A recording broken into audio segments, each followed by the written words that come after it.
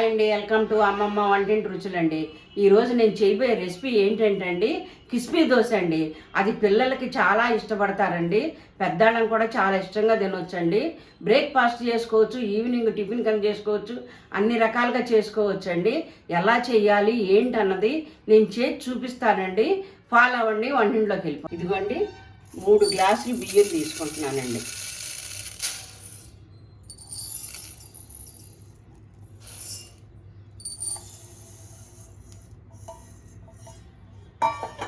మూడు గ్లాసులు బియ్యం తీసుకున్నాక గ్లాసు మినప గుళ్ళండి, అయిగోండి. 1 గ్లాసు శనగపప్పు అండి, అదిగోండి. పచ్చిశనగపప్పు ఇవ్వండి. 1 పావు స్పూన్కే వేసుకోండి మెంతులు. ఏమవుతుందంటే అండి, మళ్ళీ క్రిస్పీగా రాకుండా మెతకదనం వస్తుందండి మెంతులు ఎక్కువ వేసుకున్నారంటే. ఇగోండి అరకప్పు ఈ అటుకులనండి వాటిలో కలిపి నానబెట్టబాకండి. ఇవి మాత్రం నానబెట్టేసేంతవరకు నేను చూపించిన వరకు అవి 7-8 గంటలు నానాక అప్పుడు మనం రుబ్బుకునే ముందు 1 అరగంట ముందు వాటర్ పోసేసి కడిగేసి అప్పుడు వేసుకుందామండి. 10 నిమిషాల ముందైనా చాలు, అరగంట అయినా పర్వాలేదండి మీకు. ఇగోండి అటుకులు కూడా అరకప్పు. ఇగోండి దీనిలో వాటర్ పోసేసుకుని 7-8 గంటలు నానాక అప్పుడు 2-3 సార్లు కలుపుకొని కడిగేసండి నీట్గాను. అప్పుడు ఆ అటుకులు కూడా దీనిలో కలిపేసి పిండి రుబ్బుకోవాలండి. అప్పుడు చూపిస్తానండి పిండి రుబ్బాక 7-8 గంటలు నానాక. అయిపోయింది, అంతేనండి. ఎంతో టైం పట్టదు చక్కగా అన్నీ చేసుకుని పెట్టుకోవడానికి. చూసారా 7 గంటలకు ఎలా నానియాను. ఇలా నానిన తర్వాత అండి మనం రుబ్బుకునే ముందు అటుకులు కూడా 1 అరగంట ముందు ఇలా నానబెట్టేసుకున్నానండి. ఇగోండి వీటిని కూడా దీనిలో కలిపేసేసుకుందాం.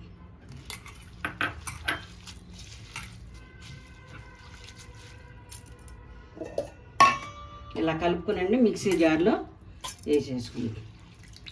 వేసేసుకుని మీరు మరీ మెత్తగా రుబ్బబాకండి, మరీ బరకగా రుబ్బాకండి. నేను రుబ్బు చూపిస్తాను, మీరు చూడండి. పిండి ఎలా రుబ్బానో, మరీ మెత్తగా కాదండి, మరీ బరకగా కాదు. ఇలా రుబ్బుకుంటే దోశ అండి క్రిస్పీగా వచ్చి చాలా టేస్టీగా ఉంటుందండి. ఇప్పుడు దీనిలోకి ఇదిగోండి 1 స్పూన్ సాల్ట్ వేస్తున్నానండి. ఇది బొంబాయి రవ్వ అండి. బొంబాయి రవ్వ అంటే ఉప్మా రవ్వ అండి. 2 స్పూన్లు వేస్తున్నానండి. ఇదిగోండి 3/4 స్పూన్కి పంచదార వేస్తున్నానండి. పంచదార ఎందుకు వేస్తున్నానంటే అండి, దోశ మంచి కలర్ వస్తుందండి. ఇలా కలిపేసేసి ఒక 10 నిమిషాలు నాననివ్వాలండి. పంచదార అంతా కరిగి రవ్వ అంతా నానేసరికి నేను ముందుగానే పిండి రెడీ చేసుకున్నానండి వేయటానికి, మీకు చూపించడానికి. ఇక గ్యాస్ వెలిగించుకున్నామండి. గ్యాస్ వెలిగించుకుని అట్ల పెన్నం పెడదామండి. అట్ల పెన్నం బాగా వీటెక్కనివ్వాలండి. వీటెక్కిందని చూసుకుందామండి. ముందుగా నీళ్ళు ఇలా చల్లుకుని ఇదిగోండి మంచి క్లాత్ తీసుకుని ఇలా క్లీన్ చేసేసుకోండి. అట్ల పెన్నం అంతా చూసారా ఇలా రుద్దేసేయండి. రుద్దేసి చూసారా ఇలా పలచగా ఉండాలండి దోశల పిండి. అలా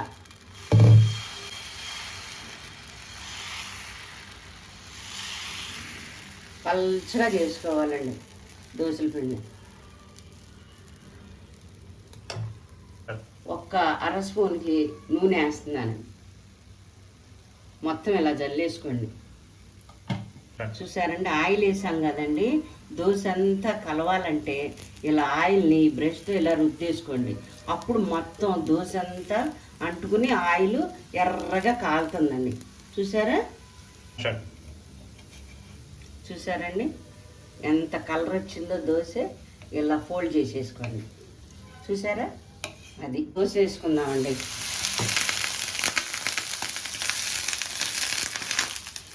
చెడపడమంటుందండి, భయపడబాకండి.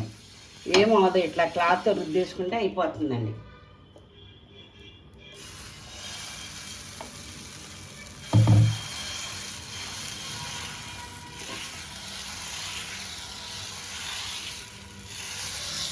పలుచగా వేసుకుంటానండి, ఉల్లిపొరలాగాను. తింటుంటే కరకరలాడుతూ చాలా టేస్టీగా ఉంటుందండి. ఇది ఉల్లిపాయ క్యారెట్ దోశ అండి. ఇదిగోండి ఇలా వేసేసుకోండి మొత్తం. ఇదిగోండి ఉల్లిపాయలండి, పచ్చిమిరపకాయ ముక్కలండి. దీనికి ఇక చట్నీ కూడా అవసరం లేదండి. అలాగే తినేసేయచ్చండి దోశని. కొంచెం ఆయిల్ వేసుకుందామండి. ఆయిల్ వేసుకున్నాక బ్రష్తో ఇలా అనుకుందామండి. కిందకి వెళ్ళిపోయి ఆయిల్లోకి వెళ్ళిపోయి చక్కగా ఇవన్నీ కాలుతాయండి. క్యారెట్, ఉల్లిపాయ, పచ్చిమిరకాయలు అన్నీ బాగా కాలుతాయండి. మీకు ఇష్టమో లేకపోతే వేసుకోవసరం లేదండి. పిల్లలకండి ఇలా వేసి చూడటానికి ఆకర్షణీయంగా ఉందనుకోండి దోశ, ఒకటి కాదు ఇంకా 2 తింటానంటారు. స్కూల్కి వెళ్ళేటప్పుడు మీరు పెట్టారనుకోండి, హడాబుడి లేకుండా చక్కగా పొద్దున్నే ఈ దోశను చూసుకుని తినేసి హ్యాపీగా స్కూల్కి వెళ్ళిపోతారండి. ఈవినింగ్ కూడా మీరు పెట్టవచ్చండి. ఇలాగేను ఆఫీసులకి వెళ్ళొస్తారు కదండి అందరూ, ఈవినింగ్ ఇలా వేసుకుని తింటే అక్కడ చేసిన పని అంతా కూడా ఈ దోశ తినేసరికి మంచి హుషారు వస్తుందండి మీకు. ఈ దోశల్లోనే ఎన్ని రకాలన్నీ వేసుకోవచ్చండి మీరు. ఎప్పుడు ఇడ్లీ, ఉప్మా ఇవన్నీ తినే కన్నా రోజుకు ఒక వెరైటీగా దోశలు వేసుకోవచ్చండి. ఎందుకండి ఇది కారం దోశ. ఈసారి ఎంత పల్చగా తీస్తే అంత పల్చగా వచ్చిందనుకోండి, మీకు దోశ చాలా క్రిస్పీగా ఉంటుందండి. ఇదిగోండి కారం అండి, మసాలా కారం అండి. ఇది మామూలు కారం అనుకునేరు, కూరల్లో కారం కాదండి. ఈ దోశల కారం అన్నమాట, మసాలా కారం. అదిగోండి చూసారా. మీకు కావాలంటే అండి నెయ్యి వేసుకోవచ్చు, నూనె వేసుకోవచ్చు. పిల్లలకు పోతేనండి నెయ్యి వేసి వేసుకుంటేనే మంచి బలంగాను, పిల్లలకు కూడా టేస్ట్ చాలా బాగుంటుందండి ఈ దోశ.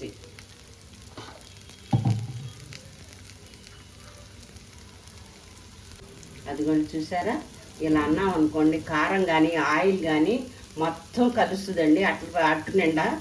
అది కొంచెం కూడా తెల్లగా లేకుండా ఇలా కలిపేసుకోండి.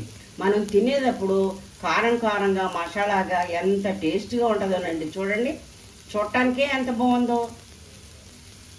తింటే ఇంకెంత బాగుంటుందో. ఇదిగోండి చూసారా.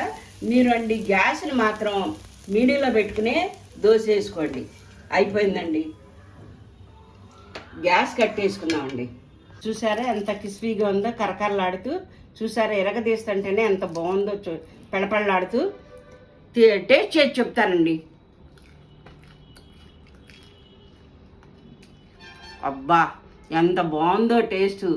మీరు కూడా ఇంట్లో వెంటనే ట్రై చేసుకుని తినేసి అప్పుడు ఎలా ఉంది ఏంటన్నది నాకు కామెంట్ చేయండి. నాకు కామెంట్ చేస్తేనే కదా నాకు తెలిసేది. నా వీడియోని మీరు అందరూ షేర్ చేసుకోండి, లైక్స్ కొట్టండి.